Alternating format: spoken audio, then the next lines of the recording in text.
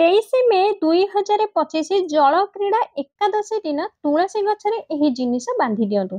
ଧନ ଦୌଲତ ସମ୍ଭାଳି ପାରିବେ ନାହିଁ। ଏତେ ପଇସା ବର୍ଷା ହେବ ଯେ ଆପଣ କେବେ ବି ବିଶ୍ୱାସ କରିପାରିବେ ନାହିଁ।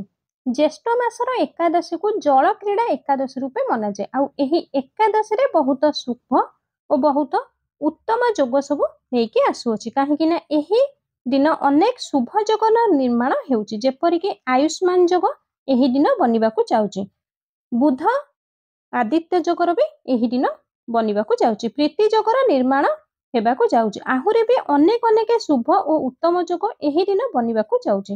ଆଉ ଏହି ଶୁଭ ଯୋଗରେ ବିଶେଷ କରି ଏକାଦଶୀ ଦିନ ଏହି ଦିନ ପଡୁଅଛି। ଶୁକ୍ରବାର ବି ଏହି ଦିନ ପଡୁଅଛି। ତ ଧନର ଦେବୀ ମାତା ଲକ୍ଷ୍ମୀଙ୍କୁ ଏହି ଦିନ ସମର୍ପିତ ହେଉଛି।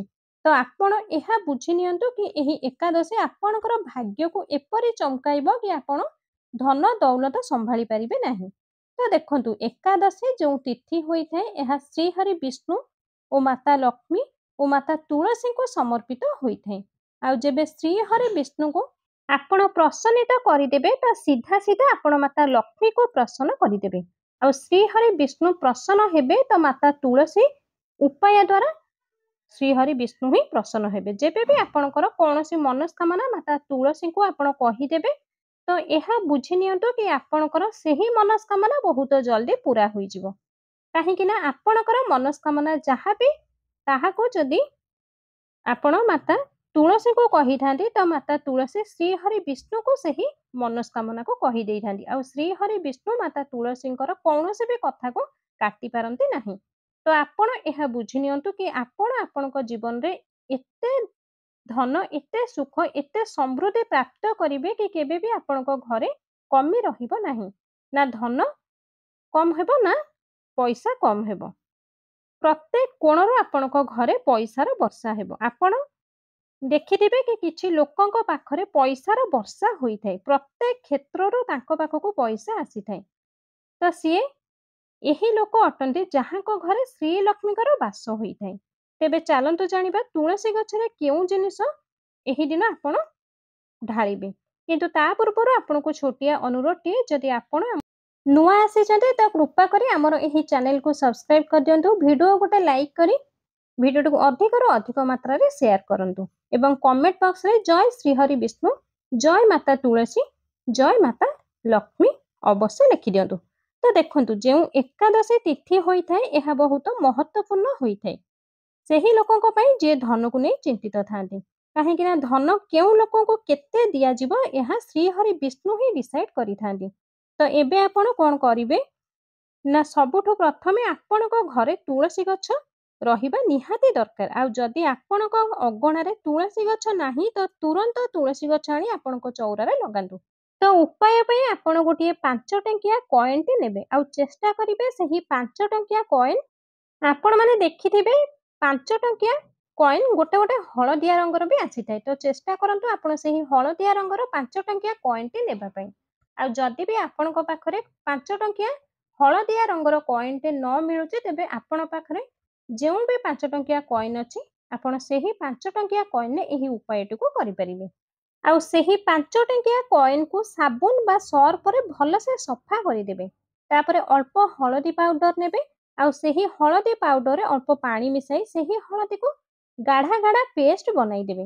ତାପରେ ସେହି ହଳଦୀ ପେଷ୍ଟକୁ 5 ଟଙ୍କିଆ କଏନ୍ରେ ଭଲସେ ଏପଟ ସେପଟ କରି ବୋଳିଦେବେ। ତାପରେ ସେହି କଏନ୍କୁ ଆପଣ ଆପଣଙ୍କର ତୁଳସୀ ଗଛ ମୂଳରେ ରଖିବେ। ଆଉ ସେହି କଏନ୍କୁ ଯେପରି କେହି ଦେଖିପାରିବେ ନାହିଁ, ଠିକ୍ ସେହିପରି ଆପଣ ତୁଳସୀ ମୂଳରେ ମାନେ ତୁଳସୀ ମାଟି ତଳେ ସେହି କଏନ୍କୁ ଲୁଚାଇକି ରଖିବେ କିମ୍ବା ତୁଳସୀ ମୂଳର ମାଟିରେ ସେହି କଏନ୍କୁ ପୋତିଦେବେ। ଆଉ ଏହି ଉପାୟକୁ ଆପଣ ସକାଳେ କରିପାରିବେ ଆଉ ସନ୍ଧ୍ୟା ସମୟରେ ବି କରିପାରିବେ। କିନ୍ତୁ ଅଧିକ ରାତିରେ ଏହି ଉପାୟକୁ ଭୁଲରେ ବି କରିବେ ନାହିଁ। ଆଉ ସନ୍ଧ୍ୟା ସମୟରେ ଗୋଟିଏ ଦୀପ ଆପଣ ଜରୁର ଜଳାଇବେ। ଆଉ ସେହି ଦୀପ ଶୁଦ୍ଧ ଦେଶୀ ଘିଅର ଦୀପଟିଏ ଜଳାଇବେ ଶ୍ରୀହରି ବିଷ୍ଣୁଙ୍କ ନାମରେ। ଆଉ ଯେବେ ଆପଣ ମାତା ତୁଳସୀଙ୍କୁ ପ୍ରସନ୍ନ କରିଦେବେ ଆପଣଙ୍କ ଉପରେ ଶ୍ରୀହରି ବିଷ୍ଣୁ ପ୍ରସନ୍ନ ହୋଇଯିବେ। ଆଉ ଯେବେ ଶ୍ରୀହରି ବିଷ୍ଣୁ ପ୍ରସନ୍ନ ହେବେ ତ ଆପଣଙ୍କ ଉପରେ ମାତା ଲକ୍ଷ୍ମୀ ପ୍ରସନ୍ନ ଆପେ ହୋଇଯିବେ। ତ ଏହି ଉପାୟକୁ କରିକି ଆପଣ ଆପଣଙ୍କର ମନସ୍କାମନାକୁ ଜରୁର ମାତା ତୁଳସୀଙ୍କୁ କହିବେ। तो बहुत जल्दी आपणकर मनस्कामना पूर्ण हेबो एवं धनरे आपणक घर भर्ती हेबाकू लागिबो। आउ जो कॉइन को आपण आपणक चौरारे पोतिथिले सेही कॉइन को केबे काढिबे देखंतु सेही कॉइन को सेही दिन काढिबे जो दिन नेक्स्ट एकादशी आसीबो। सेही नेक्स्ट एकादशी दिन सेही कॉइन को काढ़ी आनिबे तापरे सेही कॉइन उपरे गंगा जल भलसे छिंची देबे। गोटे लाल कलर कपड़ाटा नेबे सेही कपड़ारे कॉइन को रखी आपणकर पर्स रे सेही कॉइन को रखिबे। तो देखिबे पैसा किपरि वर्षा हेबो किपरि आपणक पाखकू धन आसीबो। तो छोटिया उपायटिए किंतु महा चमत्कारी उपायटिए। तो जरूर एही उपाय को आपण एही एकादशी दिन करंतु। एही दिन आपण आउ गोटे उपाय भी करि परिबे। आउ सेही उपायटी हेउची हळदी वाला दीप। आपण आपणकर पूजा घरे श्री हरि विष्णु और माता लक्ष्मी को सामने रे जरूर प्रज्वलित करिबे उचित। तो जेबे आपण हळदी वाला दीप जलांती तो एहा द्वारा आपणक घरे सुख समृद्धि बढ़ी थाए एवं आपणक घरे जेते भी नेगेटिविटी जहाँ खराब शक्ति थाए कि आपणक घर को जदि कहार नजर लगी जाई थाए तो से सब जिनिस आपणक घर तुरंत दूर हेबाकू आरंभ होई थाए। तो यही छोटिया उपाय को आपण यही एकादशी दिन जरूर करंतु। आउ यही दिन पूजा पाठ पछे न करंतु किंतु यही दिन गोटे जिनिस काहाको न कही काहाको न देखाई चुपचाप यही गोटे गुप्त जिनिस को आपण माने निश्चय खाई दियंतु। आउ यही जिनिस को खाइबा मात्रे ही आपणक जीवन रे चालुथिबा समस्त समस्या रो मुक्ति पाई जिवे एवं आपणक घरे श्री हरि विष्णु को कृपारु एते धन दौलत आसीबो कि आपण संभाळी पारिबे नाही। आपणक घरे जेउ भी दोष थिबो जेपरि कि पितृ दोष शनि दोष काल सर्प दोष सबु किछि तुरंत दूर होई जिवो। तेबे चालंतु जानिबा कि एही 23 मे जल क्रीड़ा एकादशी दिन कौन खाइबा द्वारा आपणक जीवन रे भगवान विष्णुकर कृपा प्राप्त होई जिवो।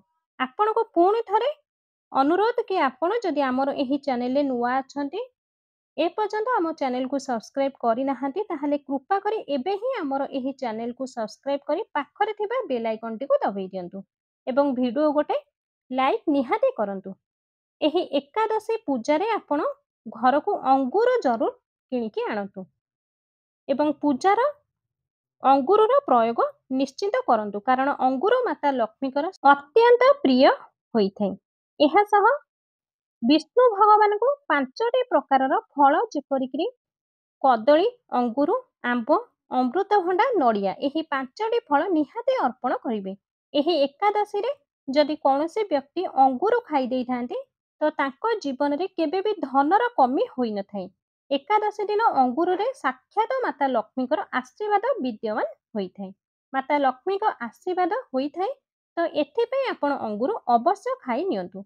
एहा सह श्री हरि विष्णु को यही 23 मे जल क्रीड़ा एकादशी दिन आखु अवश्य अर्पित करिवे। एहा अत्यंत शुभ और मंगलकारी होई थाए। जदि आपण को यही समय रे आखु न मिलुचे तेबे आपण गुड़ और चणार डाली भोग भी भगवान विष्णु को अर्पण करि परिबे। जदि यही एकादशी दिन आखु आ गुड़ आपण निजे खाई दियंते तो आपणक जीवन रे केबे भी धनर कमी रहिबो नाही।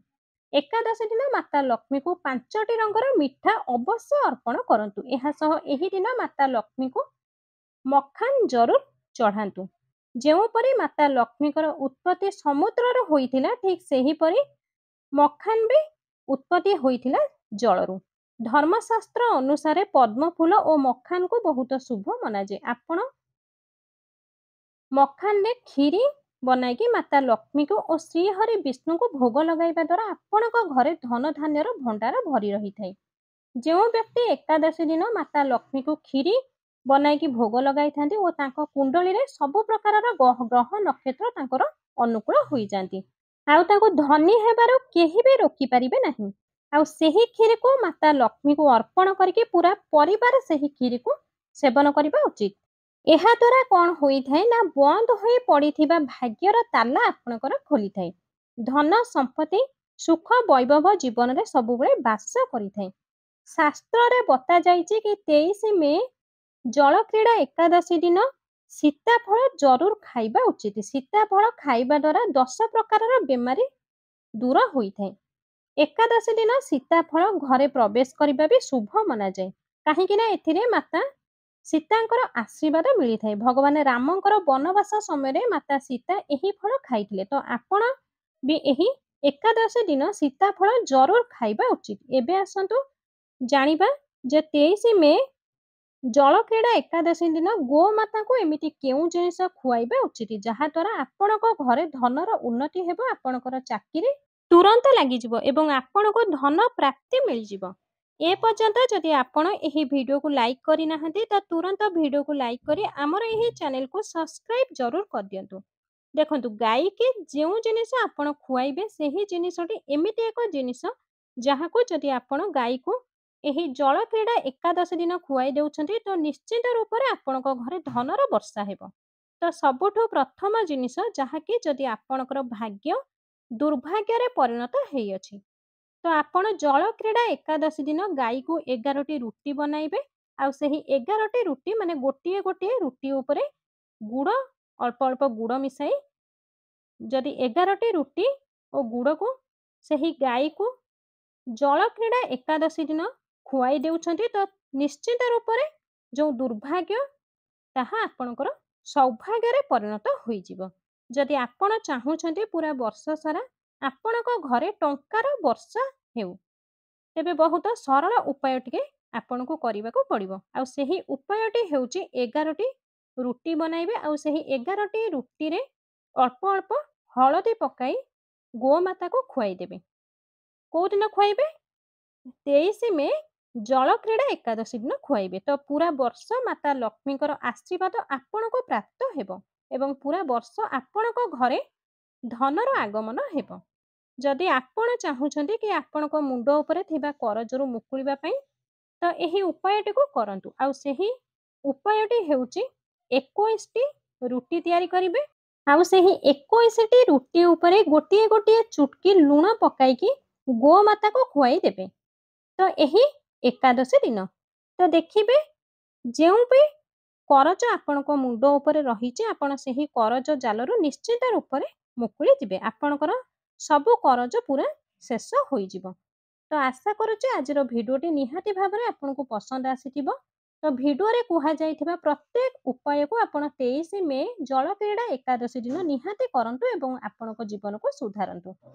ଏବଂ ଆମ ଚ୍ୟାନେଲରେ ଯଦି ଆପଣ ନୂଆ ଆସିଛନ୍ତି ଚ୍ୟାନେଲକୁ ସବସ୍କ୍ରାଇବ୍ କରି ପାଖରେ ଥିବା ବେଲ୍ ଆଇକନ୍ଟିକୁ ଦବାଇ ଦିଅନ୍ତୁ ଏବଂ ଏହି ଭିଡ଼ିଓଟିକୁ ଅନ୍ୟମାନଙ୍କର ମଙ୍ଗଳ ପାଇଁ ନିଶ୍ଚିତ ଭାବରେ ଅନ୍ୟମାନଙ୍କ ପାଖକୁ ସେୟାର କରନ୍ତୁ। କମେଣ୍ଟ ବକ୍ସରେ ଜୟ ମାତା ଲକ୍ଷ୍ମୀ, ଜୟ ଶ୍ରୀ ହରି ବିଷ୍ଣୁ, ଜୟ ମାତା ତୁଳସୀ ଅବଶ୍ୟ ଲେଖିଦିଅନ୍ତୁ।